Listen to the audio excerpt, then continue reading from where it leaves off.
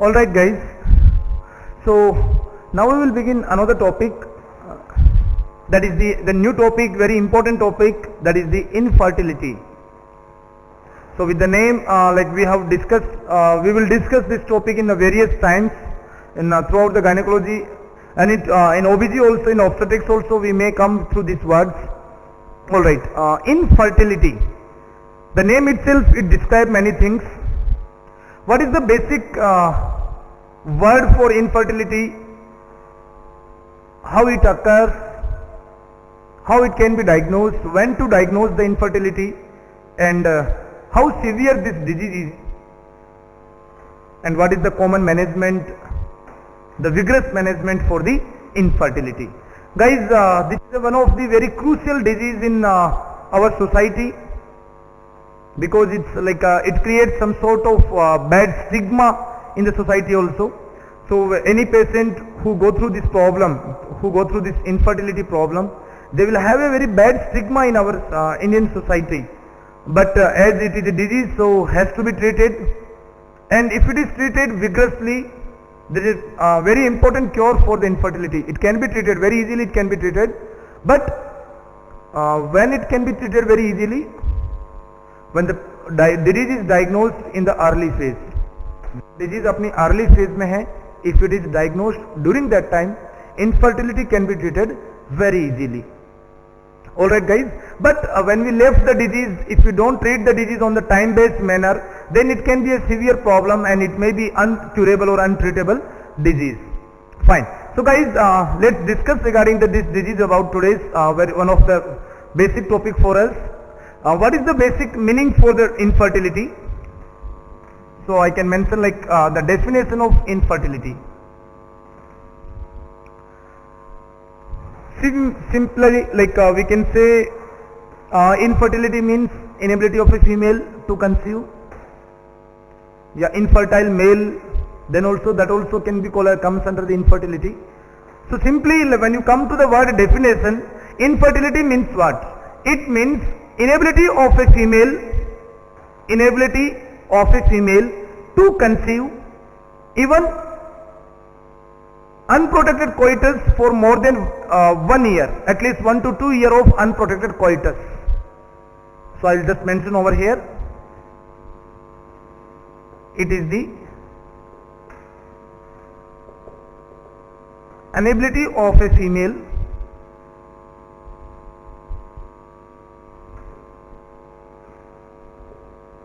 to conceive. Inability of a female to conceive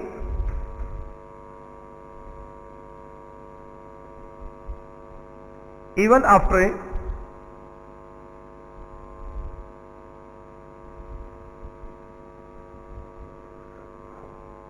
unprotected coitus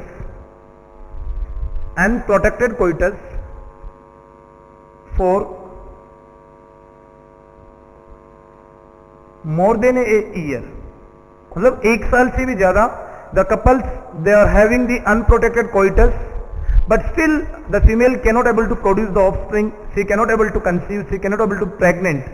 So in that condition we use the word infertility. So what is that meaning?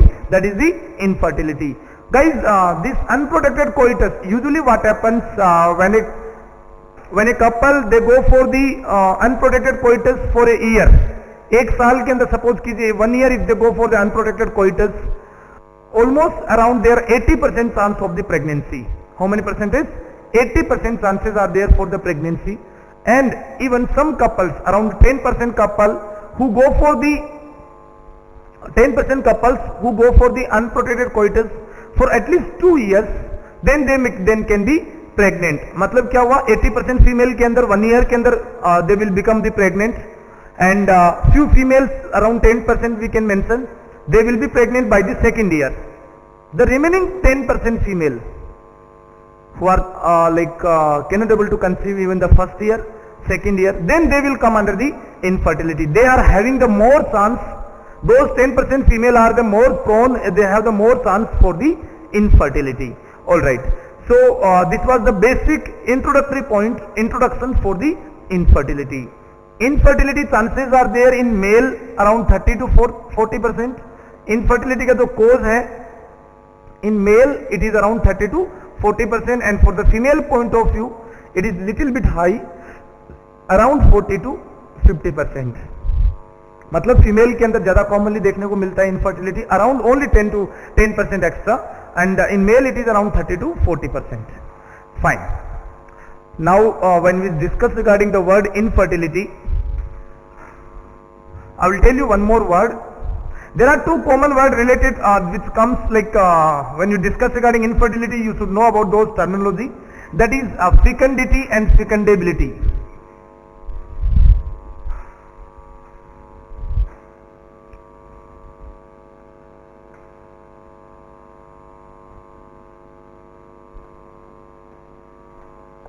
Fecundability. What is the meaning of fecundability? Fecundability means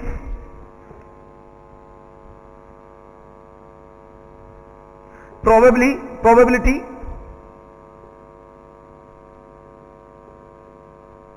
fecundability का मतलब क्या होगा? It is the probability of conception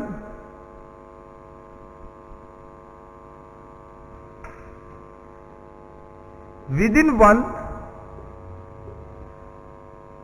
menstrual cycle. मतलब क्या हुआ इसका? इसका एक सिंपल सा मीनिंग था, means the female can conceive the baby within one menstrual cycle. If they go for the unprotected coitus within one menstrual cycle, that come then they can be pregnant, they can conceive the baby. उनके chances बहुत ज्यादा होते हैं. That come under the fecundability. Means कुछ females ऐसी होती हैं जिनकी fecundability बहुत हाई होती है. So fecundability बहुत हाई होने का मतलब means if they go for a single, if they just live one menstrual cycle, unprotected coitus in an entire month, then they will be become pregnant. So उनको बोलते हैं high फेकंडेबल females. Alright, एक word और आता है फेकंडेबिलिटी के साथ साथ, फेकंडिटी. So fecundability and fecundity, D-I-T-Y. Fecundity means what? It means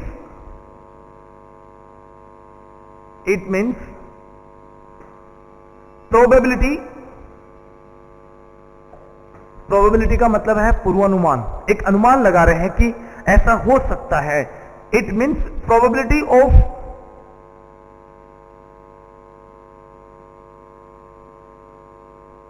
producing A live baby in one menstrual cycle. देखिए दोनों में डिफरेंस क्या है. फेकंडेबिलिटी के अंदर डिफरेंस ये था कि means the female can produce the offspring, means she can become pregnant, means that's all. Conception का मतलब प्रेग्नेंट. हम यहाँ पे ये नहीं कह रहे कि डेफिनेटली वहां पे कंसेप्शन होगा तो आने वाले टाइम में there will be a healthy child also. हो सकता है कि प्रीटर्म लेबर हो जाए, आईयूडी हो जाए, हो सकता है it can be abortion. But when you go for the word फेकंडिटी means what? They will give a good result of the pregnancy. Means what? The probability of producing a live baby in one menstrual cycle. एक menstrual cycle में unprotected coitus हुआ female में, definitely she will give the birth of a live baby. So that comes under the fecundity.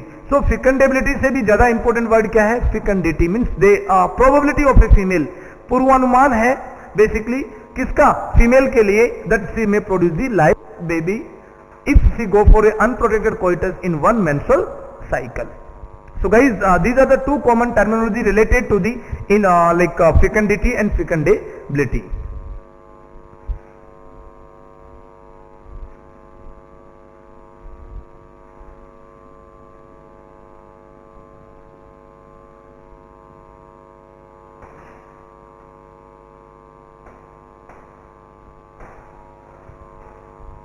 Fine. Now infertility is a crucial problem. If it is left untreated, it can be permanent. मतलब अगर इसका treatment नहीं किया तो it can be a chronic problem and it may be uncurable or untreatable problem also. So the treatment is required, a vigorous treatment is mainly required for infertility.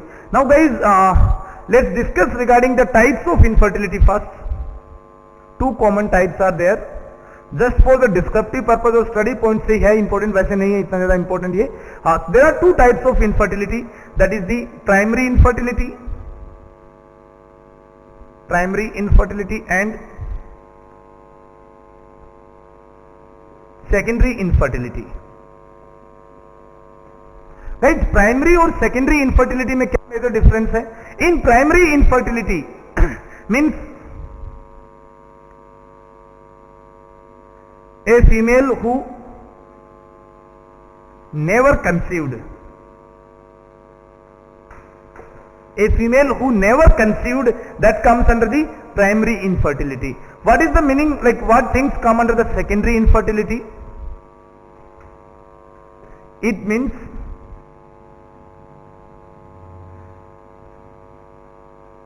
in previous female had a pregnancy. Means what? In the previous days, in like हो सकता है कि earlier female के baby भी हो. In earlier time she was pregnant, like she was conceived. But now at current time, like when they plan for a second baby or when she is planning to conceive again, she cannot able to conceive. So एक बार तो conception हुआ, but now she cannot able to conceive. That is come under the secondary infertility. In previous female had a pregnancy, but now she can't conceive. Then it comes under the secondary infertility. So these are the common types of the infertility. That is the primary infertility and the secondary infertility. A female who has never conceived or who had never conceived any time comes under primary. And a female who have already conceived once, but now if she cannot able to conceive, then it comes under the secondary infertility.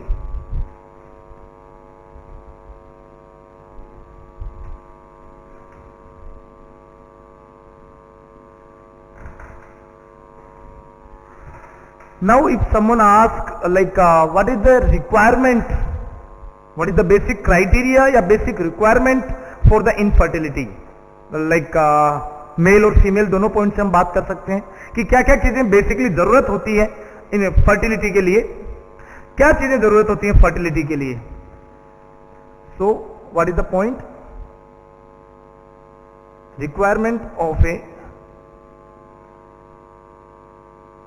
Normal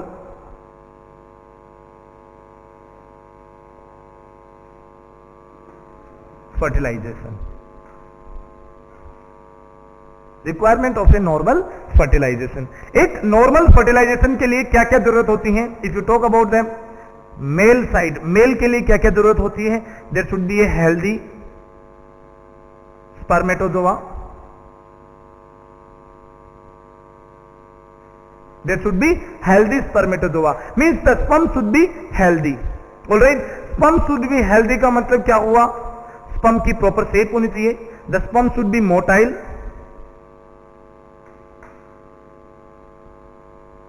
it should be motile, मतलब sperm में movements भी होने चाहिए.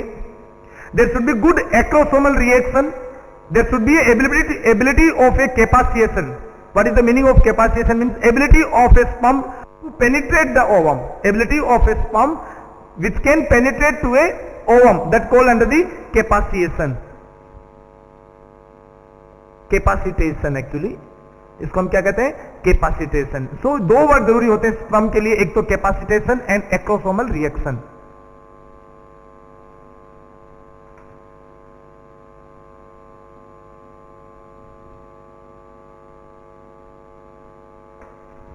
So guys, acrosomal reaction means what? The sperm have the front area. Sperm का तो basically अगर आप बात करो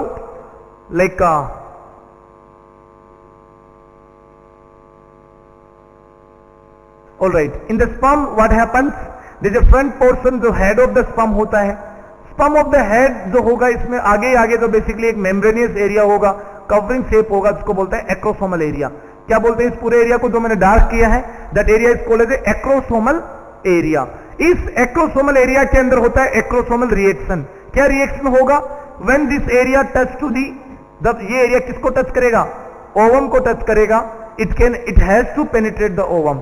या एक्रोसोमल जो सपोज कीजिए एरिया ओवम की लेयर को, आउटर लेयर जो भी बेसिकली लाइक जोना पेलिसोडा वगैरह होती हैं या कोरोना रेडिएटा सेल्स होती हैं, जब उनको टच करेगा what happens, the sperm should release the hyaluronidase enzyme. अगर स्पर्म के हेड ने या एक्रोसोमल एरिया ने अगर हाइलुरोनिडेज एंजाइम रिलीज नहीं किया तो क्या होगा, जोना पेलिसोडा जो होता है ओवम का, that zona pellucida is basically made up of या it is covered by the hyaluronic acid. Hyaluronic acid. तो हाइलुरोनिक एसिड को डिसोल्व करने के लिए किसकी जरूरत होगी, हाइलुरोनिडेज एंजाइम की. तो बेसिकली अगर स्पर्म में एक्रोसोमल रिएक्शन प्रॉपरली नहीं हुआ तो क्या होगा, एंजाइम का रिलीजिंग नहीं होगा एंड जोना पेलिसोडा जो है वो पेनिट्रेट नहीं होगी. So ability to penetrate, ability of a sperm to penetrate and the good acrosomal reactions are very very important for what, for a healthy spermatozoa, for a healthy spermatozoa. And also it should be motile, the sperm should be motile. All right, जैसे suppose कीजिए एक word आता है teratozoospermia. Teratozoospermia means what, defective morphology of the sperm. टेरेटोजूस्पर्मिया का मतलब क्या होता है, defective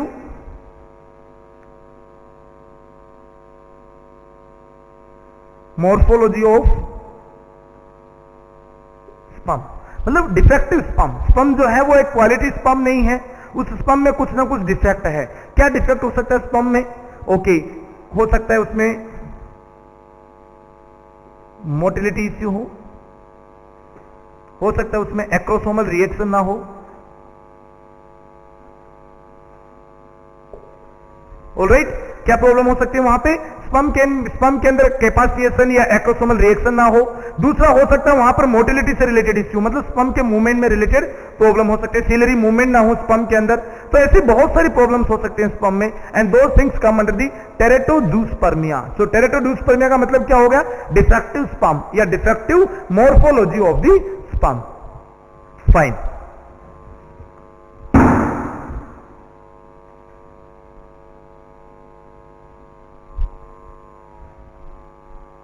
All right guys, so now the sperm should be healthy, means there should be a healthy spermatozoa.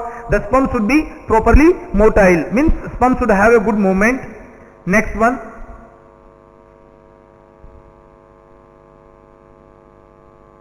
testis should be in normal shape.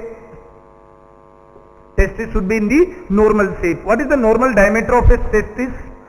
20 centimeter cube. This is the normal diameter of the sperm, of the testis, sorry. This is what it is, a testis diameter. So testis diameter, testis का diameter check करने के लिए कौन सा instrument use करते हैं, testis का diameter check करने के लिए एक इंस्ट्रूमेंट यूज होता है, that is the orchidometer. Orchidometer. So what will happen, with the help of orchidometer you can check the diameter of the testis, and what is the normal diameter of a normal testis, it is around 20 centimeter cube. Alright guys, so the testis should be in the normal shape, the sperm should be motile, there should be a good healthy spermatozoa, and also there will be normal scrotal temperature. Scrotum का जो temperature है वो भी normally होना चाहिए. देखिए please एक चीज याद रखना, 1 और 2 डिग्री, 1 और 2 degree centigrade less temperature require for sperm, या आप कह सकते हो फॉर दी स्क्रोटम. मतलब कंपेयर टू दी 1 और 2, compare to body temperature, body के टेम्परेचर की बजाय आप ऐसा कह सकते हो, अगर जैसे सपोज हमारे बॉडी का टेम्परेचर मान लीजिए 37 डिग्री अगर नॉर्मल रिक्वायरमेंट है, तो what happens in case of testis या in case of spermatozoa, they require 1 और 2 degree centigrade less temperature than the body temperature. So what happens, जैसे सपोज कीजिए the people who live in a very heat या hot temperature, like where the temperature is around 50 degree centigrade every time, तो क्या होगा, the body 50 centigrade temperature बाहर environment में है, and definitely वहां पे body का temperature भी बढ़ेगा. When the body temperature, body heat increase, what happens? Scrotal heat also will increase. जो स्क्रोटम एरिया है, पेल्विक एरिया है, उसका हीट भी बढ़ेगा एंड क्या होगा? Sperm will be dead because of the heat या because of the huge like humidity or heat environment. What happens? The testis will be that the testis cannot able to tolerate the temperature and sperm will be die. All right, so always remember there should be a normal temperature of the testis, that is the around 1 to 2 degrees centigrade less temperature in the scrotum than the body temperature. And also in case of the extreme cool environment, एक चीज हमेशा ध्यान रखना, environment जितना ज्यादा ठंडा होगा sperm की मोटिलिटी उतनी ही कम होगी. स्पर्म का मोटिलिटी का मतलब जो स्पर्म का मूवमेंट है सर्विक्स, यूट्रस, फेलोपियन ट्यूब की तरफ, that motility will be decreased.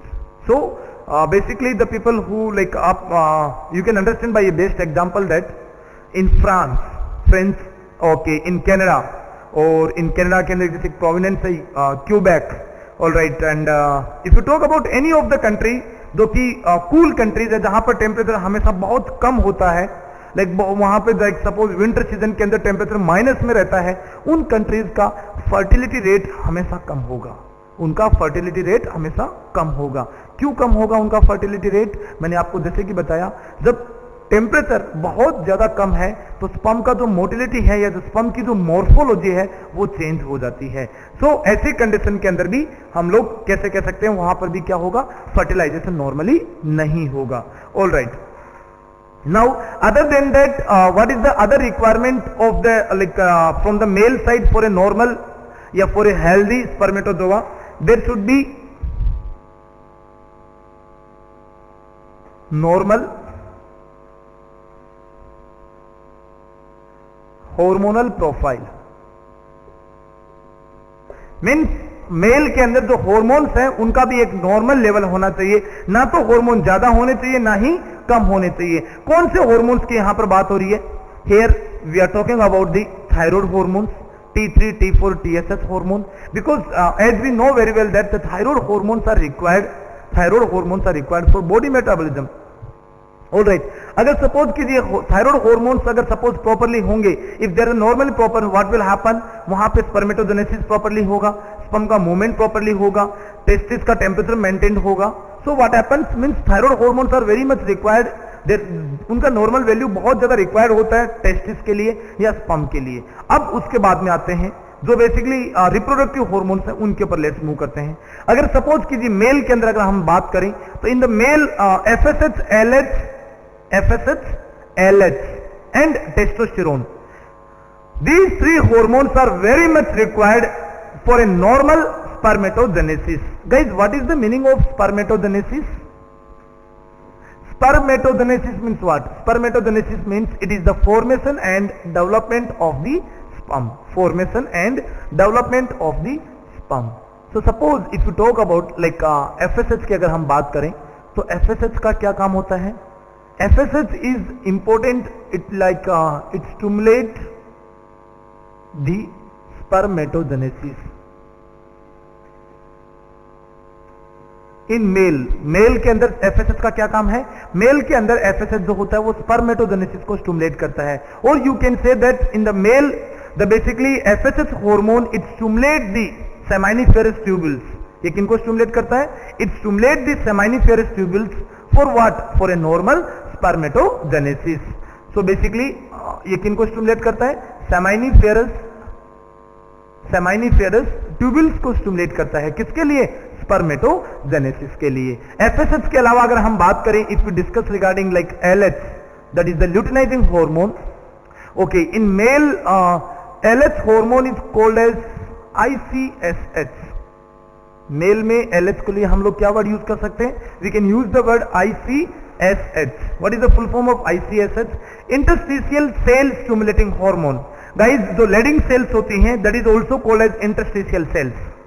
Which cell? Cells. The leading cells or leading cells के लिए the cells are also called as interstitial cells. Interstitial cells. So leading cells are also called as interstitial cells. And कोई एक ऐसा hormone जो इन interstitial cells को या lading sales को stimulate करता है, उस हार्मोन को हम क्या कह सकते हैं? ICSH, interstitial cell stimulating hormone, interstitial cell stimulating hormone. All right, now the word is LH। अब LH बेसिकली क्या कर रहा है, या ICSH क्या काम कर रहा है? ये लेडिंग सेल्स को स्टिमुलेट कर रहा है। किसके लिए? It stimulate the Leydig cells to release testosterone. Testosterone आया समझ में? सो बेसिकली टेस्टोस्टेरोन जो होगा वो क्या जरूरी है? Testosterone is necessary for the sperm, sperm की मोटिलिटी के लिए नेसेसरी है, स्पर्मेटोजेनेसिस के लिए नेसेसरी होता है, and also it help in the sperm maturation. Sperm का जो डेवलपमेंट या जो मैच्योरेशन होता है उसके लिए भी बेसिकली स्पर्मेटोजेनेसिस जो होता है या जो टेस्टोस्टेरोन हार्मोन है वो रिक्वायर होता है। मेनली सबसे बड़ा रिप्रोडक्टिव हार्मोन मेल का यही हार्मोन होता है, testosterone hormone. So guys like when you discuss regarding the hormonal profile या hormonal point of view about the male, so for male के लिए अगर सबसे ज्यादा अगर हम इंपॉर्टेंट बात करें तो मेल के लिए बेसिकली जो स्पर्म का फॉर्मेशन या जो स्पर्मेटोजेनेसिस जो होता है that takes place in the seminiferous tubules. वो कहां पर होता है? Seminiferous tubules. और उन्हीं सेमाइनिफेरस ट्यूबुल्स के वहां पे सराउंडिंग एरिया में दोनों साइडों के अंदर टेस्टिस के अंदर बेसिकली क्या होती है? लेडिंग सेल्स होती हैं। लेडिंग सेल्स या इनका दूसरा नाम interstitial cells. Okay, Leydig cells को स्टिमुलेट कौन करता है? LH, या जिसको आप ICSH कर सकते हो। और लेडिंग सेल्स जब स्टिमुलेट होंगी, what they will release? They release the testosterone. What is the requirement of testosterone? Testosterone is required for sperm nourishment, आप कह सकते हो। स्पर्म के नरिशमेंट के लिए जरूरी होता है टेस्टोस्टेरोन, स्पर्म के मैच्योरेशन के लिए जरूरी होता है, स्पर्म की गुड मोटिलिटी के लिए टेस्टोस्टेरोन हार्मोन रिक्वायर होता है। All right, meanwhile FSH hormone क्या काम कर रहा था? It was stimulating the seminiferous tubules, it was stimulating the seminiferous tubules to produce more and more spermatozoa, या it was stimulating the seminiferous tubule for the spermatogenesis. तो आपको समझ में आया होगा regarding these three hormones role, that is the hormonal profile. All right,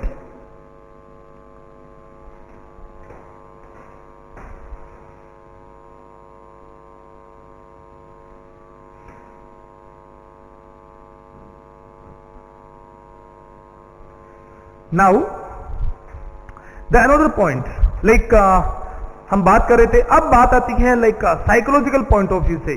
C for a normal fertility या for a normal fertilization the good human psychology is also required. Like if you talk for a good healthy fertility for a male, the male should be psychological fit. अगर suppose कीजिए if the male is totally like if he or she psychological fit, what will happen? He will have a good coitus with her co-partner, all right, and there will be good ejaculation, sperm ejaculation will be proper, all right. There will not be any pre-ejaculation or post-ejaculation, or sometime like unejaculation, all right. So like word हम लोग कई बार पढ़ते हैं ejaculatory failure in the male, male में proper ejaculation नहीं हुआ। ejaculation का मतलब क्या हुआ? स्पर्म का इजाकुलेट होना, किसमें? अपर वेजाइनल पार्ट के अंदर, वेजाइना के अपर पार्ट में ले जाके स्पर्म का इजाकुलेट होना। So basically what happens if the male is psychological unfit और they have like the husband wife they have some sort of dispute, some problems, so what will happen? कई बार male they may have the coitus, they will have the sexual intercourse, but male में proper ejaculation नहीं होगा। So for a normal healthy fertilization in the male, psychological point is very very important. All right, उसके अलावा there should be good normal healthy anatomy in the male. तो male के जो genital tract की जो normal healthy anatomy है वो भी बड़ी इंपॉर्टेंट होती है। मतलब सेमाइनिफेरस ट्यूबुल प्रॉपर्ली होनी चाहिए, there should be good Leydig cells, and there should be good epididymis. Now why the role of epididymis here? Epididymis जो होती है, जो ट्यूब लाइक पूरी एक रोलिंग स्ट्रक्चर है, वो बहुत इंपॉर्टेंट है। What is the role of epididymis? Epididymis जो होती है इट बेसिकली स्टोर, डेवलप, आप इसकी जगह ऐसा कह सकते हो mature, and nourishment of sperm. देखिए सेमाइनिफेरस ट्यूबुल्स ने बेसिकली क्या किया था?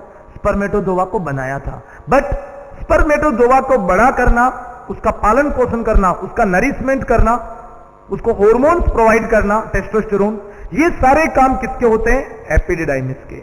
मतलब अगर किसी पेशेंट के अंदर, अगर किसी मेल के अंदर अगर एपिडिडाइमिस में प्रॉब्लम हो गई तो व्हाट विल हैपन, क्या होगा?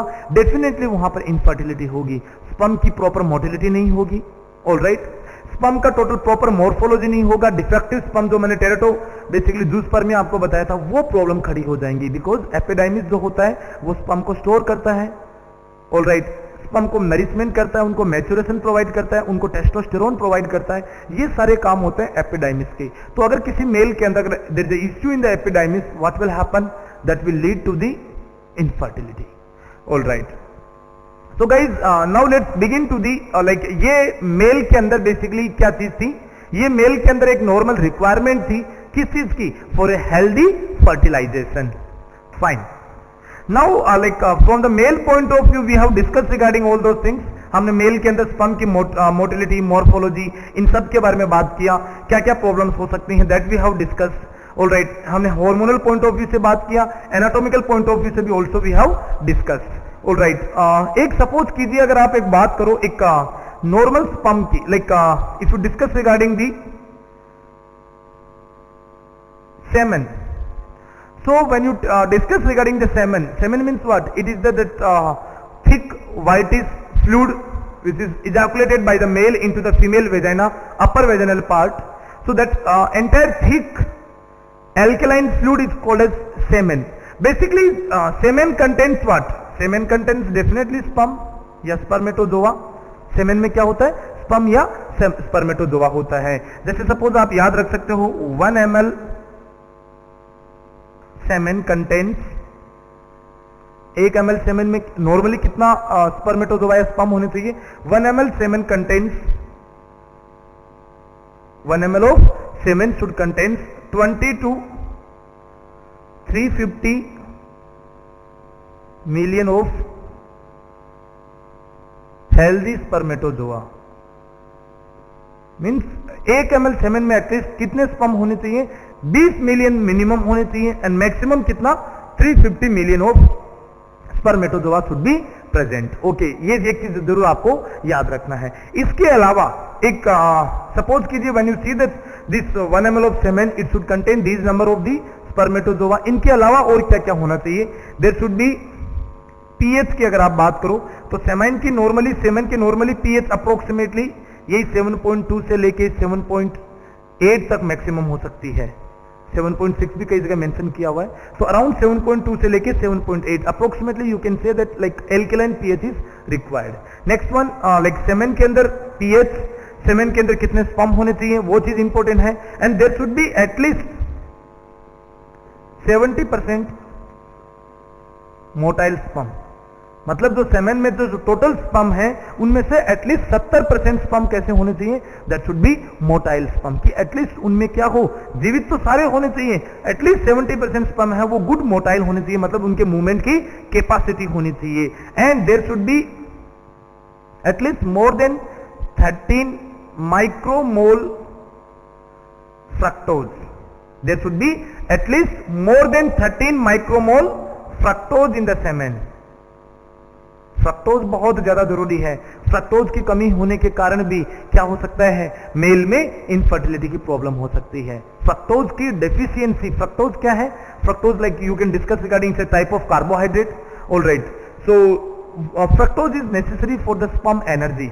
स्पर्म का जो माइटोकॉन्ड्रिया होता है इट कंज्यूम द फ्रक्टोज जो कि सेमेन में प्रेजेंट था, तो उस फ्लूइड में से ये बेसिकली फ्रक्टोज लेता रहता है sperm, and what will happen, उस फ्रक्टोज जो माइटोकॉन्ड्रिया को बेसिकली मिलता है उससे एटीपी बनते हैं, और उस एटीपी मतलब एनर्जी, और उस एनर्जी के द्वारा जो स्पर्म होते हैं वो क्या करते हैं? उनमें मोटिलिटी बढ़ती है। तो बेसिकली अगर सपोज कीजिए सेमेन में फ्रक्टोज नहीं होगा तो स्पर्म को फ्रक्टोज नहीं मिलेगा, स्पर्म की एनर्जी नहीं होगी, तो इस प्रॉब्लम में आ जाएगी। तो 70% मोटाइल जो स्पर्म है उनका नंबर घट जाएगा। So the motility of the number of sperm which have the motility will be less. So at least the semen should have more than 13 micromole fructose in their semen. All right.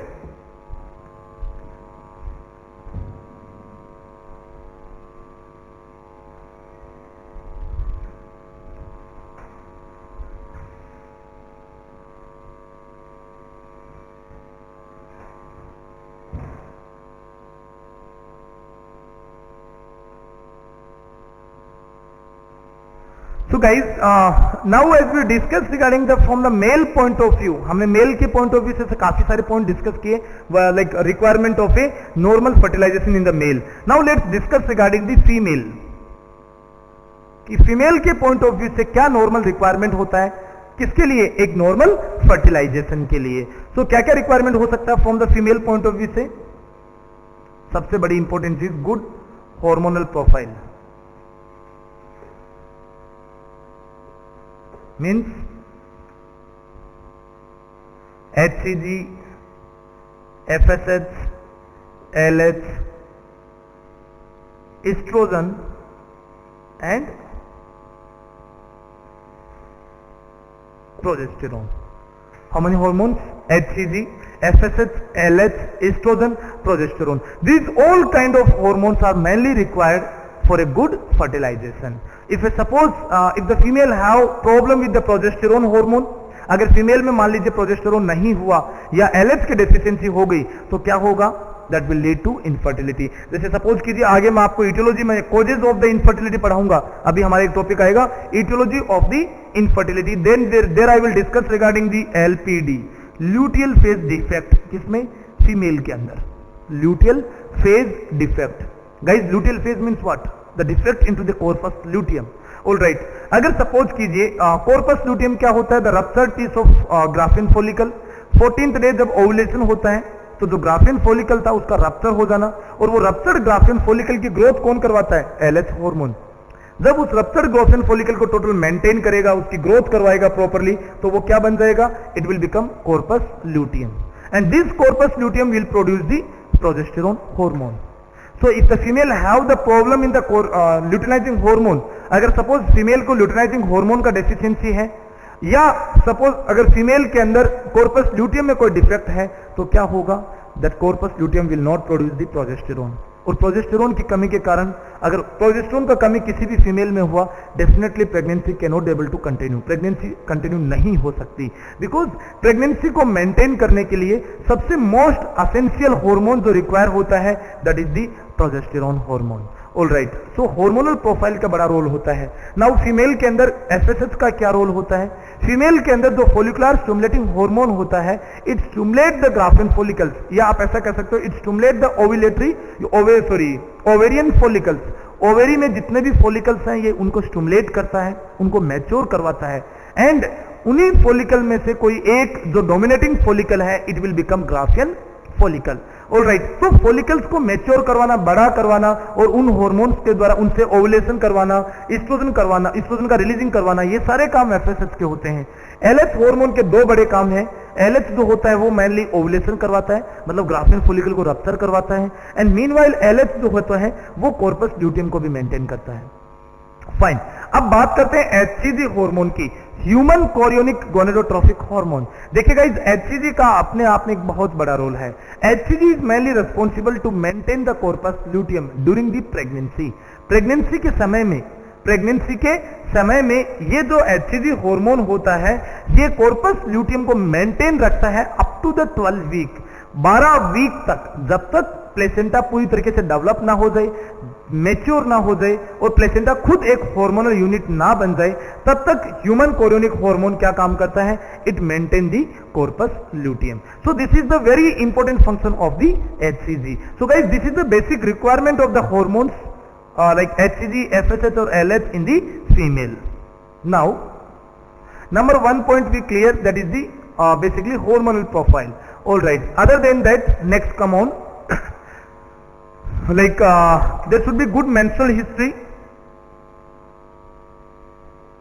good menstrual cycle history. Means female के अंदर there should be normal menstrual cycles. Female में जो menstrual cycles का जो total duration है, ये जो cycle है, इट शुड बी रूटीनली, मतलब ये प्रॉपर्ली मेंटेन होना चाहिए. Other than that, a routine cycle के अलावा बेसिकली कि the female should not have excessive bleeding, और the ovulation should be on time. Sometime what happen, the female they may have ovulation on the 8th day, 9th day itself, and sometime the female have the ovulation on 21st day, 22nd day, 24th day. तो क्या होगा, coitus के अंदर basically like female those are following to the methods like safe method, तो safe method में जो basically जो follow कर रहे थे, या कोइटस इंटरप्शन का जो पॉइंटिंग जो नोट आउट कर रहे थे कि because like 14th day there is ovulation, so the doctor will advise to the couples that you have to at least you have to focus on the coitus on 12th, 14th, 13th, 14th, 15th day. ये 4-5 दिन तो basically high risk days होते हैं, they have to focus on that time. But reality में क्या हो रहा है, the female is having the ovulation some of that 5 days before, some 10 days after, so there should be proper good healthy ovulation. And also the female should not have metrorrhagia, dysmenorrhea, polymenorrhea. So what will happen when the female have severe dysmenorrhea, मतलब painful menstrual cycles, or if she have severe metrorrhagia, what will happen? It will definitely it will affect to the female health. Female की health को तो defect करेंगे ही करेंगे. It will those menstrual disorders, they will also affect to the female psychology. तो psychological अगर defect होगा तो like premenstrual syndrome जैसी प्रॉब्लम खड़ी हो सकती है, and also that will lead to the other hormonal imbalances, जो बाकी हार्मोन है उनका इम्बैलेंस हो जाएगा, and that can lead to the infertility. All right, other than that what can happen, other than that the female can have ovarian cyst, ovary के अंदर suppose polycystic ovarian disease, so ovary should be healthy, ovary के अंदर enough number of Graafian follicle होने चाहिए, ovary के अंदर enough number of follicles होने चाहिए।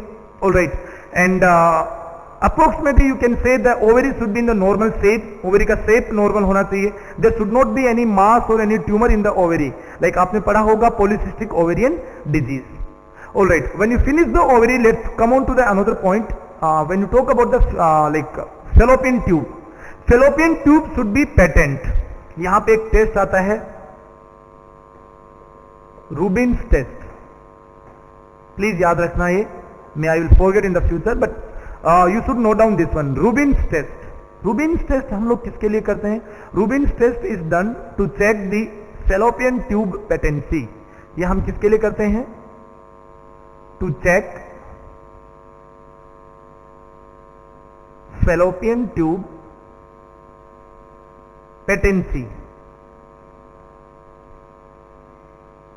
Fallopian tube patency means what? Means the fallopian tube should be properly open, मतलब tube should not be adhesive। ऐसा नहीं हो कि कहीं बीच में से चिपक गया हो ताकि ओवम और स्पर्म जो है वो आगे पीछे ना हो सके, जाइगोट का माइग्रेशन ना हो, ऐसा नहीं होना चाहिए। fallopian tube should be properly opened and there should be good ciliary movement into the fallopian tube। fallopian tube के अंदर ओपन होने के साथ साथ वहां पर सीलिया की प्रेजेंस भी अच्छे से होनी चाहिए। एटलीस्ट जैसे सपोज कीजिए जो फिम्ब्रे वाला एरिया होता है, जैसे सपोज फैलोपियन ट्यूब का लास्ट पार्ट है जिसको हमने क्या बोला था, that is called infundibulum part. So infundibulum should have good number of cilia. So what will happen if the cilia का अमाउंट प्रॉपर होगा, the infundibulum can pick up the ovum and it can transport it to the ampulla part of the fallopian tube. तो basically अगर ciliary presence नहीं होगा female के अंदर तो क्या होगा, सीलियरी प्रेजेंस अगर प्रॉपर्ली नहीं होगा फैलोपियन ट्यूब में तो ओवम का माइग्रेशन नहीं होगा, ओवम का आगे की तरफ जो मूवमेंट था कहां पर एम्पुला में पहुंचने के लिए, फर्टिलाइजेशन के लिए, वो नहीं होगा। ऑलराइट, तो गाइस रूबिन टेस्ट क्या है? Rubin is mainly done to check the fallopian tube patency. इसके अंदर क्या करते हैं? They will go the transperitoneal route, they will go the through the transperitoneal route, they will insert the air or CO2, they will insert the air or CO2 into the fallopian tube and they will take the different USG and X-ray and all to check the patency। तो tube open रहेगा, अगर कहीं पर कोई obstruction है तो वहां पर क्या हो जाएगा, there will be complete blockage। Fallopian tube के आगे वाला एरिया तो खाली रहेगा, जिस जगह पे आपने ब्लॉक हुआ उसके पीछे की फैलोपियन ट्यूब क्या हो जाएगी, फुली हुई दिखाई देगी। तो मैं फैलोपियन ट्यूब के अंदर basically what they are inserting the CO2 air or the normal air into the fallopian tube to check the patency. Transperitoneal route इसमें मेनली यूज किया जाता है। So don't forget about the Rubin's test. किसके लिए कर रहे थे? We are doing it for the fallopian tube patency. Fine, तो guys fallopian tube should be patent, number 1 point. Number 2, it should have good movements, it should have good peristalsis movement and meanwhile it have the proper number of cilia। अगर cilia के number कम ज्यादा हुए तो what will happen, क्या होगा, that will lead to the infertility। वहां पे basically ovum का माइग्रेशन नहीं होगा और आने वाले टाइम में जो जाइगोट था, फर्टिलाइजेशन का प्रोडक्ट बना था जाइगोट, उसका आगे यूट्रस की तरफ माइग्रेशन नहीं होगा, या हो सकता है फीमेल को एक्टोपिक प्रेगनेंसी डेवलप हो जाए। द फीमेल में develop the ectopic pregnancy also. Fine, अब फैलोपियन ट्यूब के बाद में एक नॉर्मल फीमेल के अंदर एक हेल्दी फर्टिलाइजेशन के लिए जरूरी होता है the main important organ, that is the uterus. The uterus should be good, normal in the size. The uterus should have a normal fundus. The uterus should have a normal endometrium.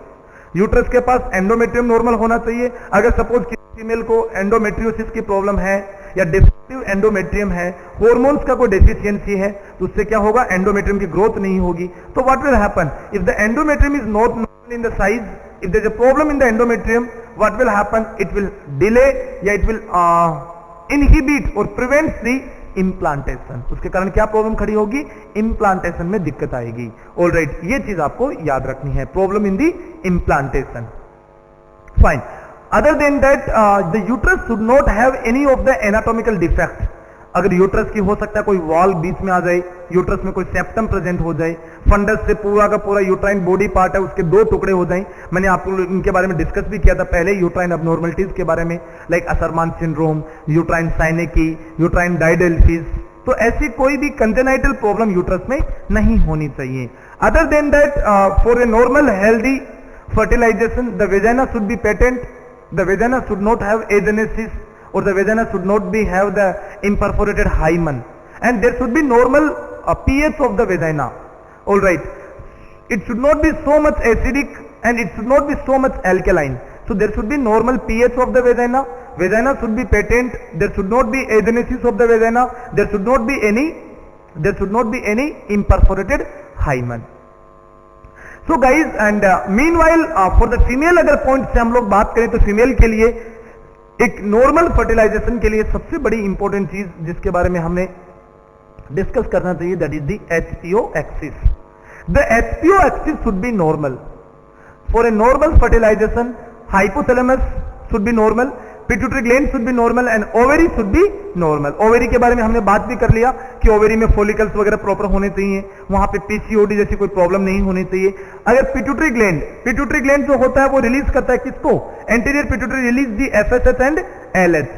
तो अगर suppose pituitary gland के अंदर suppose कीजिए कोई infection हो गया, pituitary gland में कोई ट्यूमर हो गया, तो what will happen, hormonal imbalances हो जाएगा. एंड मीनवाइल हाइपोथैलेमस जो इनको सबको कंट्रोल कर रहा था, सबसे मेन कंट्रोलिंग डिवाइस जो था hypothalamus.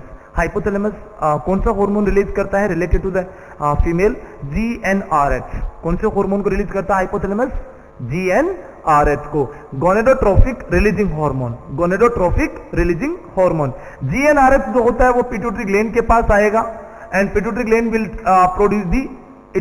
produce the FSH and LH, and they both FSH and they will act on the ovary. So एक नॉर्मल फर्टिलाइजेशन के लिए HPO axis should be normal, it should be properly coordinated, ये proper तरीके से काम करना चाहिए. So guys, these are the basic requirement, these are the basic requirement in a male or female for a normal pregnancy. एक normal pregnancy के लिए, एक नॉर्मल फर्टिलाइजेशन के लिए बेसिकली इन सारे के सारे क्राइटेरियाज पूरे होने चाहिए. There should not be any problem in any of the requirement. किसी भी चीज में कोई दिक्कत नहीं होनी चाहिए. अगर सपोज कहीं पर भी कोई डिफेक्ट आया, definitely that even a single point can cause the infertility. Now let's discuss regarding the etiology of the infertility in the male.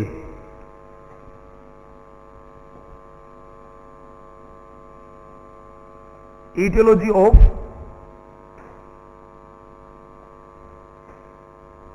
infertility in male. तो मेल में क्या कारण हो सकते हैं, किस चीज के, इनफर्टिलिटी के. देखिए मैंने शुरुआत में आपको जो क्राइटेरिया बताए थे, we have discuss regarding the criteria of a normal pregnancy in the male, normal fertilization in the male. तो उसके लिए मैंने क्या क्राइटेरिया आपको जो बताए थे, उन्हीं क्राइटेरिया में अगर कोई प्रॉब्लम है, if any problem in those criteria, कोई भी क्राइटेरिया फुलफिल नहीं हो रहा है, उनमें कोई डिफेक्ट आ गया, डेफिनेटली क्या होगा, there will be infertility. So now let's discuss regarding those criteria as a abnormality. अब जैसे सपोज कीजिए हम लोग यहां पर शुरुआत कर लेते हैं, पहले सबसे पहले let's discuss regarding the like the problem. देखिए दो चीज आती हैं, एक वर्ड है एटियोलॉजी के अंदर आप लिखो तो एजोस्पर्मिया, एक वर्ड है एजोस्पर्मिया एंड एस्पर्मिया. ये एक बड़ी इटियोलॉजिकल फैक्टर है मेल के अंदर इनफर्टिलिटी का. Azoospermia means what, and azoospermia and aspermia. Guys aspermia and azoospermia JIPMER के एग्जाम में, एम्स की एग्जाम में, पीजीआई चंडीगढ़ की एग्जाम में बहुत बार ये question definitely they use to ask in the exam and little bit confusing, थोड़ा सा कंफ्यूजिंग है। अगर आप अच्छे हो पढ़ाई के अंदर, अगर रियल में आपने कंसेप्चुअल चीजें पढ़ी हैं, you can answer it, not an big deal. Guys aspermia means what? देखिए स्पर्मिया वर्ड आ रहा है, spermia means what? Sperm. Alright, तो आपको एस्पर्मिया का मतलब एब्सेंस ऑफ स्पर्म ऐसा होना चाहिए, बट ऐसा नहीं होता, ऐसा कभी नहीं होता। यहां पे स्पर्म की बजाय आपको याद रखना है सेमेन। तो एस्पर्मिया का मतलब होगा एब्सेंस ऑफ सेमेन। क्या मतलब होगा? Absence of semen. Absence of semen is called aspermia. अगर सपोज कीजिए सेमेन ही एब्सेंट होगा तो डेफिनेटली वहां पर कुछ नहीं होगा, मतलब स्पर्म के अंदर बेसिकली लाइक सेमेन का मैन फॉर्मेशन प्रोस्टेट ग्लैंड वगैरह जो होती हैं वो बनाती हैं, ज्यादा प्रोपोर्शन जो होता है स्पर्म सेमेन का। तो absence of semen is called aspermia and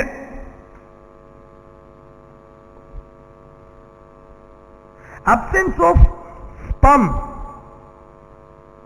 in semen is called azoospermia. मतलब क्या हुआ?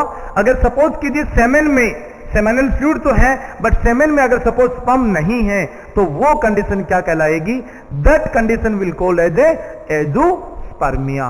Alright guys, now two more word, कुछ और वर्ड आते हैं। जैसे सपोज कीजिए ईटियोलॉजी में आपने पढ़ा, तो जैसे सपोज आप नंबर 1 ईटियोलॉजी ये मेंशन कर लीजिए, number 2 aetiology this one, and third aetiology oligospermia. मतलब अब सेमेन में स्पर्म तो है, sperm are there in the semen, ऐसा नहीं है कि बिल्कुल ही एब्सेंट है, sperm are present but number is less. Oligo का मतलब क्या होता है? कम। So less number of sperm, less number of sperm in the semen. कितने से less? Less than 20 million per ml of semen. मतलब 1 ml सेमेन के अंदर एटलीस्ट कितने होने चाहिए? एटलीस्ट 20 मिलियन तो होने चाहिए। अभी हमने पढ़ा था कि 20 से 350 मिलियन के बीच में स्पर्म का टोटल नंबर होना चाहिए सेमेन के अंदर। So when the semen contains less than 20 million of sperm, then it is called as a oligospermia. एक और कंडीशन आती है, one more condition is there, that is the polyspermia. What is that? It is polyspermia. What is the meaning of polyspermia? Polyspermia means what? Polyspermia का देखिए, पोली का मतलब ज्यादा, oligo का मतलब क्या था? लेस और कम। So poly means what? Excessive. It means excessive number of sperm. How many excessive? More than 350 million per ml of semen. मतलब 1 ml सेमेन के अंदर 350 मिलियन से भी ज्यादा अगर क्या है? स्पर्म प्रेजेंट है, तो वो क्या कंडीशन क्या कहलाएगी? पॉलीस्पर्मिया। तो आपका क्वेश्चन तो ये होना चाहिए कि सर अगर स्पर्म ज्यादा है तो क्या प्रॉब्लम है? कोई दिक्कत थोड़ी है? नहीं, डेफिनेटली देयर प्रॉब्लम। अगर स्पर्म का नंबर सपोज कीजिए ज्यादा है, जितना ज्यादा है डेफिनेटली ये सारे के सारे स्पर्म कैसे होंगे? These sperm will be defective sperm. ये कैसे होंगे? They will be defective sperm. क्या होगा? मैंने आपको एक चीज बोली थी, मैं बोला था कि स्पर्म के अंदर एटलीस्ट 70% स्पर्म जो होने चाहिए वो कैसे होने चाहिए? मोटाइल होने चाहिए। I think you can remember, अभी रिसेंटली मैंने बताया था कि जब आप लोग सेमेन का एग्जामिनेशन करते हो, इसको बोलते हैं सेमेन एनालिसिस। जब आप सेमेन का एनालिसिस करते हो, उसकी पीएच देखते हो, उसमें WBC काउंट देखते हो, उसमें फ्रक्टोज का लेवल देखते हो, उसमें टोटली मोटाइल स्पर्म का नंबर देखते हो, टोटल नंबर ऑफ स्पर्म आपको देखना होता है। Total number of sperm, sperm motility देखनी पड़ती है आपको, फ्रक्टोज का level, WBC count, pH of the semen. तो बेसिकली जब आप ये सारी चीजें देख रहे हो तो वहां पे मैंने आपको कहा था कि जब आप सेमेन में जब स्पर्म देखते हो तो कितने टोटल नंबर ऑफ स्पर्म है वो देख लिए, और उन स्पर्म के अंदर कितने परसेंटेज स्पर्म में क्या है? मोटिलिटी है। तो एटलीस्ट 70% स्पर्म कैसे होने चाहिए? मोटाइल होंगे। अगर स्पर्म का नंबर मोर देन 350 मिलियन है तो डेफिनेटली वो जो बहुत ज्यादा स्पर्म बने हैं they are the defective sperm. वो कैसे स्पर्म है? They are the defective sperm. And क्या होगा उनमें? वो तो जितने ज्यादा डिफेक्टिव स्पर्म है they are all are immotile, मतलब उनकी मोटिलिटी नहीं है, दे आर इमोटाइल स्पर्म। ये चीज आपको डेफिनेटली याद रखनी है. So that is the polyspermia. So guys till now we have discuss regarding the azoospermia, we discuss regarding the aspermia, oligospermia and polyspermia. ये चारों की चारों चीजें क्या होती हैं? These are the aetiological factor या these is the aetiology of the infertility in the male. Okay, अब आगे बात करते हैं. इसके अलावा मैंने आपको एक और पॉइंट बताया था रिगार्डिंग द स्पर्म से रिलेटेड, टेरेटोस्पर्मिया. टेरेटोजोस्पर्मिया, टेरेटोजोस्पर्मिया का मतलब defective morphology of the sperm. मतलब स्पर्म की जो स्ट्रक्चर है, स्पर्म की जो स्पर्मेटोजोआ की जो स्ट्रक्चर है उसमें डिफेक्ट आ गया. स्पर्मेटोजोआ की स्ट्रक्चर में अगर कोई डिफेक्ट है तो क्या होगा? हो सकता है उसमें एक्रोसोमल मेम्ब्रेन नहीं बनी हो सकता है उसके अंदर जो पेनिट्रेशन की कैपेसिटी है या स्पर्म के जो पीछे बॉडी और टेल वाला एरिया वो प्रॉपर्ली नहीं बना हो. तो स्पर्म की मॉर्फोलॉजी में डिफेक्ट होता है तो हम उसको क्या कहते हैं? Teratozoospermia, teratozoospermia. ऑल राइट, ये बेसिकली ईटियोलॉजी पढ़ रहे हैं हम लोग किसके अंदर में? Etiology of the infertility in the male. चलिए और आगे बात करते हैं. Now let's discuss regarding the other problem. So let's discuss regarding the hormonal issues, hormonal deficiency. अगला ईटियोलॉजी क्या हो सकता है? Hormonal deficiency. हार्मोनल डेफिशिएंसी किस चीज का? Deficiency of FSH, LH, testosterone. In hormones का अगर डेफिशिएंसी है तो वहां पर क्या हो सकता है? इनफर्टिलिटी हो सकता है. अब आप शायद आपके दिमाग में वो चीजें आ गई होंगी कि एफएसएच का क्या काम होता है, एलएच का क्या काम होता है मेल के अंदर, और टेस्टोस्टेरोन का क्या काम होता है. इसके बारे में हमने अभी रिसेंटली डिस्कस किया था. वेरी रिसेंटली हमने पढ़ा था regarding the requirement of a normal spermatogenesis. तो उसमें ये पॉइंट हमारे पास आए थे. ऑल राइट गाइज, तो स्पर्म लाइक हार्मोनल डेफिशिएंसी के अलावा बाकी और क्या कॉज हो सकते हैं related to the infertility in the male? चलिए हम उसके ऊपर भी चलते हैं. Now like increase scrotal temperature. क्या रीजन? स्क्रोटम का अगर टेम्परेचर बढ़ जाए तो increase scrotal temperature also can cause the infertility. Scrotum का टेम्परेचर बढ़ गया तो क्या होगा? Sperm will be dead. Sperm जो होंगे वो मर जाएंगे. मैंने आपको क्या कहा था? Normally in a normal condition what I said, like 1 और 2 degree centigrade less than the body temperature is require in scrotum. Scrotum में क्या होता है? Less than like body temperature के कंपेयर करते हुए 1 और 2 डिग्री लेस टेम्परेचर की रिक्वायरमेंट होती है. अगर सपोज कीजिए इन case of extreme heat, extreme environmental heat अगर है सपोज कीजिए तो it can lead to increase definitely scrotum temperature. जैसे सपोज किसी पेशेंट को सीवियर हाइपरथर्मिया है, लगातार हाइपरथर्मिया रहता है, तो उस केस में भी क्या हो सकता है? स्क्रोटल टेम्परेचर बढ़ेगा and scrotal temperature when it increase it can cause the infertility. Extreme body heat कौन से केस में हो सकता है? एक और कॉज है, जैसे suppose in case of hyperthyroidism. अगर किसी का बॉडी टेम्परेचर ज्यादा है, बहुत ज्यादा बढ़ता है मेल के अंदर, तो उसमें हो सकता है थायराइड हार्मोन बढ़े हुए हों. तो थायराइड हार्मोन का लेवल जब बढ़ जाता है मतलब हाइपरथायरॉइडिज्म, तो क्या होगा? मेटाबॉलिज्म ज्यादा होगी and increase metabolism will lead to increase body temperature and increase body temperature या hyperthermia can cause the increase scrotal temperature and that will lead to the defective sperm या death of the sperm. Okay, increase scrotal temperature. और आप ऐसा कर सकते हो, और extreme cold temperature. Cold temperature अगर बहुत ज्यादा ठंडा है टेम्परेचर तो इसका कारण क्या होगा? It will effect the sperm motility. अगर टेम्परेचर सपोज कीजिए बहुत ज्यादा कम है, ठंडा टेम्परेचर भी अगर बहुत ज्यादा है तो वो भी किसको डिस्टर्ब करेगा? It will affect to the sperm motility. All right, तो ये बात होगी regarding the temperature. Other than that इनमें जैसे सपोज एक प्रॉब्लम आती है cystic fibrosis.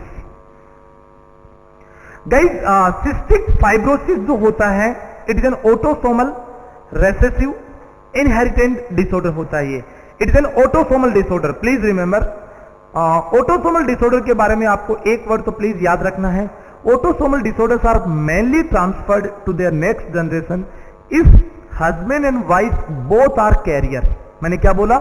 If husband and wife both are carrier, मतलब हस्बैंड के पास भी जो जीन है, डिफेक्टिव जीन है, जिसके पास जो सिस्टिक फाइब्रोसिस का जो डिफेक्टिव जीन होता है, और वाइफ के पास भी जो डिफेक्टिव जीन है, तो दोनों के कारण से जब सपोज कीजिए दोनों का स्पर्म का मैच होगा, फर्टिलाइजेशन होगा, तो उनकी आने वाले संतान में जो अपनी नेक्स्ट जनरेशन होगी, उनमें क्या होगा? They will have the higher risk of that autosomal disease. तो ऑटोसोमल डिजीज के अंदर बेसिकली दोनों साइड से कैरियर होना ज्यादा प्रभावित होता है, उन चांसेस, उनके केसेस में ऑटोसोमल डिजीज के चांसेस बढ़ जाते हैं। अब उसी का एक एग्जांपल है सिस्टिक फाइब्रोसिस। सिस्टिक फाइब्रोसिस की कंडीशन में होता क्या है? सिस्टिक फाइब्रोसिस की कंडीशन में होगा क्या? इस कंडीशन में होता है excessive mucus production. Excessive mucus production होता है। क्या हुआ? म्यूकस का प्रोडक्शन बहुत ज्यादा बढ़ जाता है। तो म्यूकस प्रोडक्शन ज्यादा होगा, जैसे सपोज कीजिए इस केस के अंदर जो एक्सोक्राइन ग्लैंड होती हैं उनका म्यूकस बढ़ जाता है। अगर सपोज कीजिए मैं स्पर्म की बात करूं तो बेसिकली जो एपिडाइमिस और वास डिफरेंस इस एरिया में ब्लॉकेज हो जाएगा। कैसे होगा ब्लॉकेज? बहुत ज्यादा म्यूकस प्रोडक्शन होगा, जो ट्यूब जो होती है इनका डायमीटर बहुत पतला होता है, tube will be blocked. Tube क्या हो जाएंगी? ट्यूब ब्लॉक हो जाएंगी, और ट्यूब जब ब्लॉक होंगे what will happen? The mucus, entire mucus will be collected in these all vast different and seminiferous tubules. Sperm का माइग्रेशन रुक जाएगा, स्पर्म का जो मूवमेंट था वो वहीं पर स्टॉप हो जाएगा। तो ये प्रॉब्लम खड़ी हो सकती है। सिस्टिक फाइब्रोसिस में जेनिटल ऑर्गन के अलावा, जैसे सपोज कीजिए लंग्स में, एंड अदर देन दैट जैसे सपोज पेनक्रियाज के अंदर, तो इन ऑर्गन्स में भी क्या होता है? म्यूकस का प्रोडक्शन बहुत ज्यादा बढ़ जाता है। एग्जांपल जैसे सपोज कीजिए सिस्टिक फाइब्रोसिस की कंडीशन में जो पेनक्रियाज का जो एक्सोक्राइन फंक्शन थे, एंजाइम प्रोड्यूस करने वाले फंक्शन, वो बढ़ जाते हैं। एंटायर पेनक्रियाज में म्यूकस प्रोडक्शन बढ़ेगा और पेनक्रियाज ब्लॉक हो जाएगा, and that can cause the pancreatitis. Alright, तो गाइस कुल मिला के हमने क्या कहा कि अगर मेल के अंदर जेनिटल ऑर्गन्स में एक्सेसिव म्यूकस प्रोडक्शन हुआ किसी भी ट्यूबिंग्स के अंदर, तो there will be chances of obstruction, and that obstruction will lead to the, उस ऑब्स्ट्रक्शन के कारण क्या होगा? That will lead to the sperm motility and sperm death. Alright, so cystic fibrosis is also one of the cause of the infertility। चलिए अब हम बात करते हैं आगे some of the anatomical defect in the male that can cause the infertility। So now what we are going to discuss? We are going to discuss regarding the anatomical defect, the congenital problem which occur in the male that can cause the infertility। All right,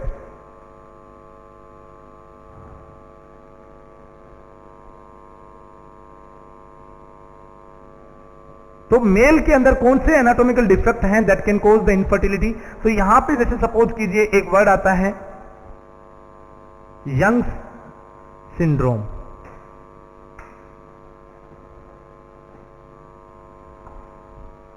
So what is the meaning of Young's syndrome? Young's syndrome means it is the Young's syndrome में कई चीजें आती हैं। It's an congenital defect, and उसके अंदर क्या होगा? Obstruction in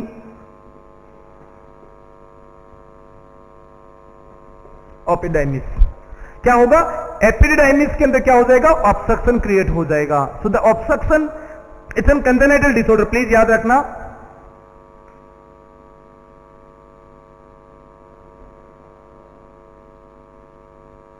It's a congenital disorder. So what happens in the Young syndrome? In the Young syndrome, there is obstruction in the epididymis. So the obstruction in the epididymis is called as Young syndrome. So what will happen? The problem will occur in the sperm storage. किसमें problem होगा? Sperm के storage में problem होगा, sperm के nourishment में issue होगा। Fine, so defective sperm will be there. Alright, teratozoospermia खड़ा हो जाएगा। Fine, this is called as Young syndrome. तो Young syndrome is a congenital disorder, and in disorder there will be a excessive mucus collection या excessive mucus deposition into the epididymis, या there is obstruction of the epididymis। epididymis का क्या हो जाएगा? obstruction create हो जाएगा। Fine, young syndrome के अलावा नंबर 2 एक और बेसिकली प्रॉब्लम है, दैट इज एक और सिंड्रोम है, that is Kartagener syndrome. Kartagener syndrome. So what happen in the Cartigener syndrome? In Cartigener syndrome, decrease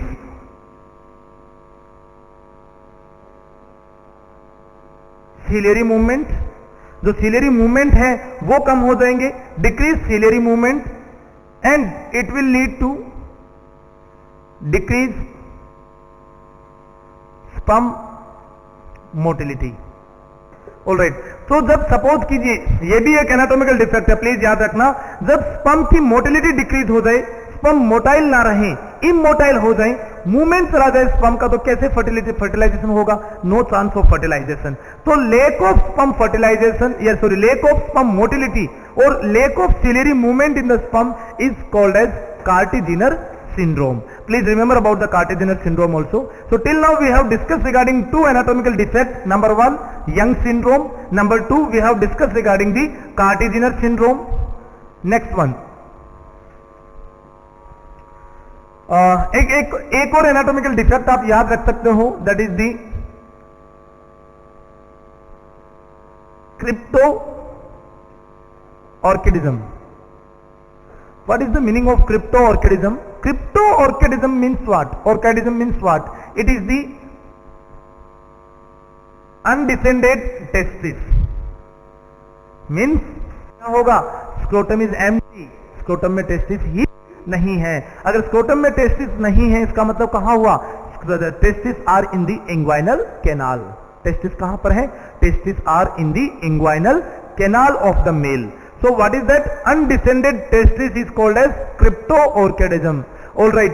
Usually what happens? Around 36 week of fetus क्या होता है?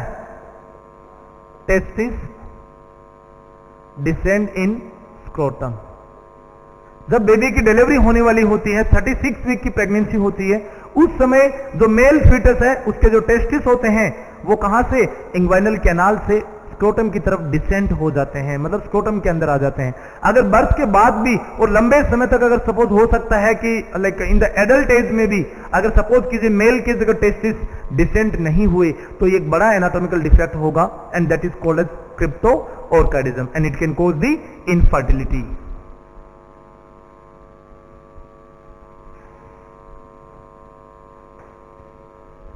एनाटॉमिकल डिफेक्ट के अंदर एक और पॉइंट हमें याद रख सकते हैं, that is the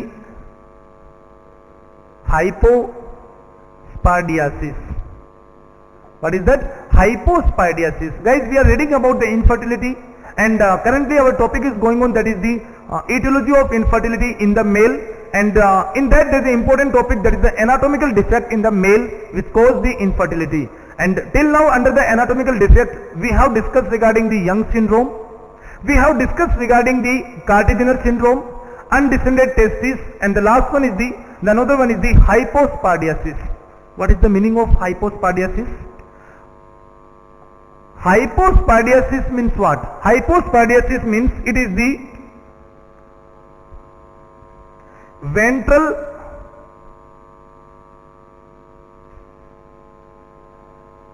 opening of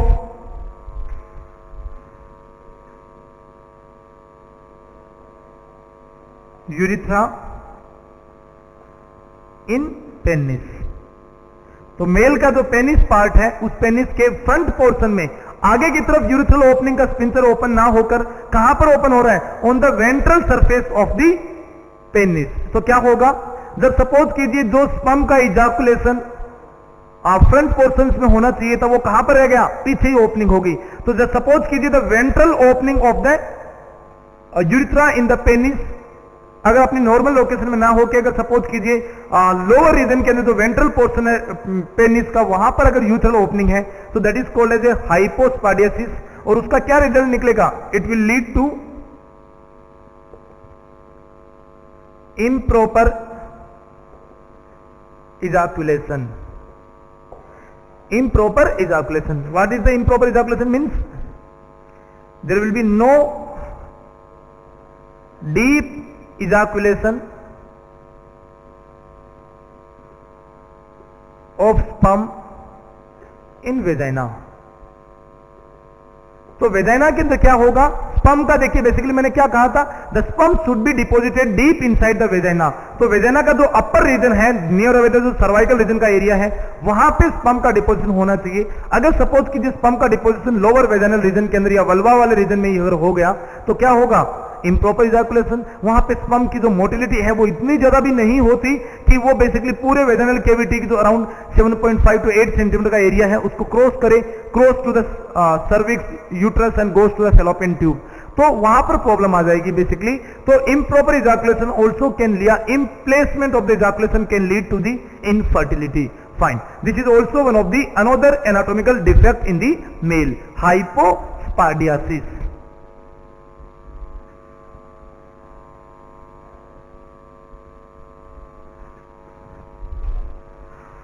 fine, इनके अलावा other than the anatomical defect, now we will discuss regarding the some of the chromosomal abnormality।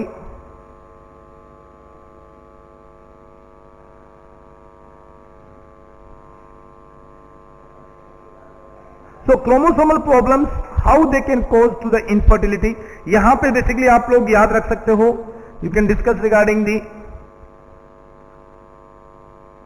Klinefelter syndrome,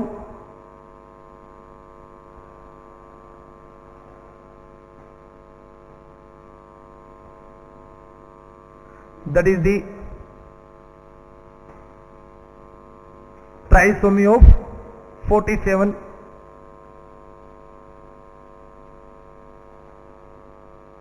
chromosome. कौन सा chromosome, sex chromosome.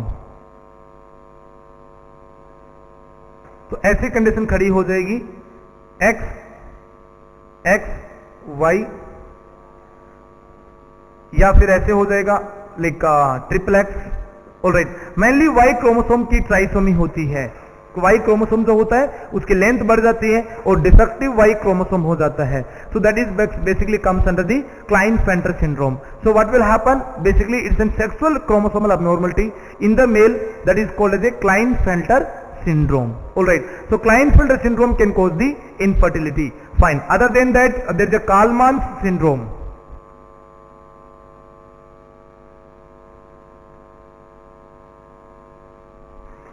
Guys, Kallman's syndrome is also a chromosomal abnormality. Yeah, it's also basically a congenital problem in the male or female. Kallman's syndrome male में भी होता है, Kallman's syndrome can occur in the female also. Kallman's syndrome का मतलब यहां पर होगा क्या, basically in Kallman's syndrome there will be hypogonadism, hypogonadotrophic,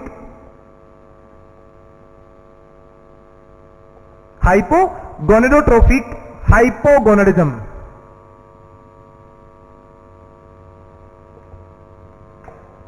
alright, मतलब क्या हुआ, मतलब ये हुआ इसका, देखिए हाइपोगोनेडोट्रोफिक, तो जो गोनेडोट्रोफिक हॉर्मोन्स होते हैं उन गोनेडोट्रोफिक हॉर्मोन्स का डेफिशिएंसी हुआ, mainly in the hypothalamus and the pituitary gland, mainly hypothalamus में। तो गोनेडोट्रोफिक हॉर्मोन्स जो कि बेसिकली हाइपोथैलेमस से रिलीज होते हैं, वहां का डिफेक्ट है। अगर वो प्रॉपरली रिलीज नहीं होगा तो what will happen, anterior pituitary will not release the proper FSH and LH, and अगर एफएसएच एलएच नहीं होगा, एंटीरियर पिट्यूटरी का स्टिमुलेशन नहीं होगा, तो डेफिनेटली वहां पर क्या होगा, स्पर्मेटोजेनेसिस नहीं होगा मेल के अंदर। या मेल के अंदर जैसे मैंने लिखा हाइपोगोनेडिज्म, तो हाइपोगोनेडिज्म का मतलब क्या हो गया, poor growth of testis, testis का प्रॉपर फॉर्मेशन नहीं होगा, that is the hypogonadism. Testis के प्रॉपर डेवलपमेंट के लिए during the embryology period what is the requirement, the testis के डेवलपमेंट के लिए there is requirement from the basically hypothalamic side, या there is requirement from the anterior pituitary side, FSH LH. Okay, तो इन सब के डिफेक्ट के कारण, हाइपोगोनेडोट्रोफिक हॉर्मोन्स की डेफिशिएंसी के कारण गोनाड्स में प्रॉब्लम आएगी, और गोनाड्स में क्या होगा, there will be improper gonadism, that is the improper growth of the testis. हो सकता है टेस्टिस की प्रॉपर ग्रोथ ना हो, there could be defect into the spermatic like seminiferous tubules, हो सकता है there will be improper function, बना ही नहीं हो सकता है फॉर्मेशन ही नहीं हुआ हो किसका, एपिडिडाइमिस का। तो ऐसी प्रॉब्लम खड़ी हो सकती है किसमें, कालमान्स सिंड्रोम के अंदर।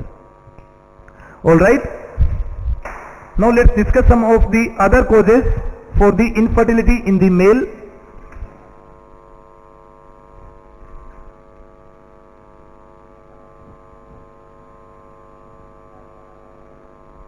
तो गाइस कंजेनाइटल प्रॉब्लम के कारण से या क्रोमोसोमल अबनॉर्मलिटी के अलावा और क्या कॉज हो सकते हैं?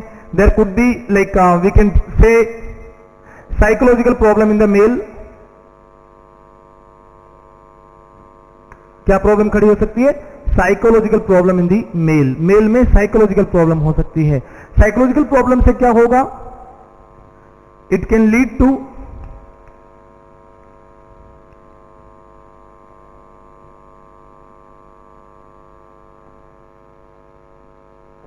early ejaculation. Early ejaculation means what? When the couple reach to the orgasm state, when they reach to the maximum peak level, whenever they reach to the maximum pleasure state, so what will happen? During that time, if there is ejaculation, the sperm will be properly, the semen will be properly deposited into the upper vaginal part.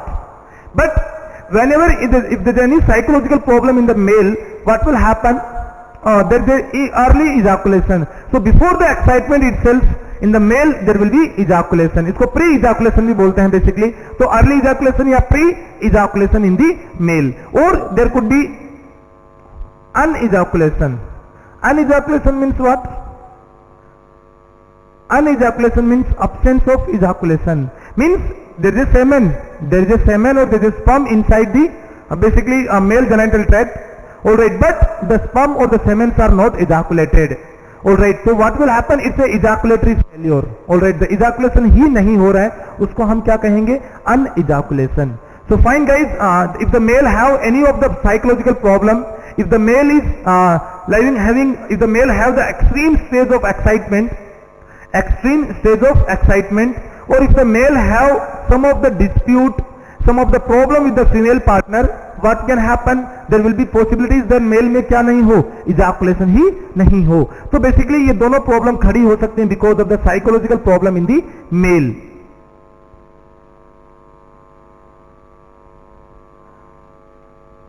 All right. Other than that, infection also can cause infertility in male. Infection में जैसे suppose कीजिए mums के अलावा gonorrhoea,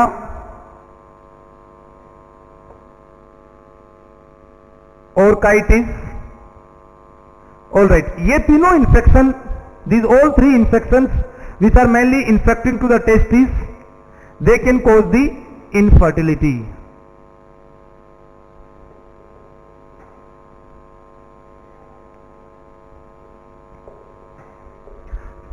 So these infectious disease also can cause the infertility, that is the mumps, gonorrhea and hepatitis. All right. Other than that, infection के अलावा भी कुछ और cause हो सकते हैं, like some of the infectious disease के बाद में कुछ और disease के बारे में बात करें, like hydrocele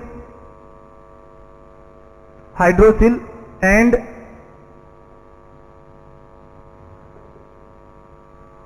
varicocele.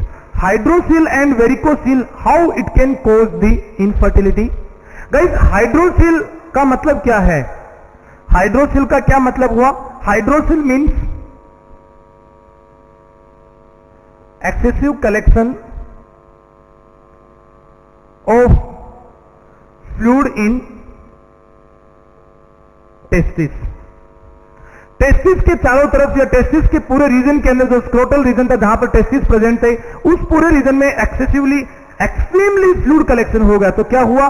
टोटल जो स्क्रोटल साइज थी उसमें स्वेलिंग आ गई, साइज टोटली बढ़ गया, उसको आपने नाम दे दिया गया हाइड्रोसिल। तो हाइड्रोसिल बेसिकली कई बार बहुत सारे प्रॉब्लम्स में, even though basically heart failure के अंदर भी, कार्डियक मायोपैथीज के अंदर भी, या कोई हार्मोनल इश्यूज के कारण भी बेसिकली हाइड्रोसिफिलिस की प्रॉब्लम हो सकती है, सॉरी हाइड्रोसिल की प्रॉब्लम खड़ी हो सकती है। ऑलराइट, हाइड्रोसिल का मतलब क्या हुआ? Extreme collection of the fluid in the testis. Alright, इसके कारण क्या होगा? There will be it will create the fluid will create pressure on the testis, testis पे प्रेशर क्रिएट करेगा। मीनवाइल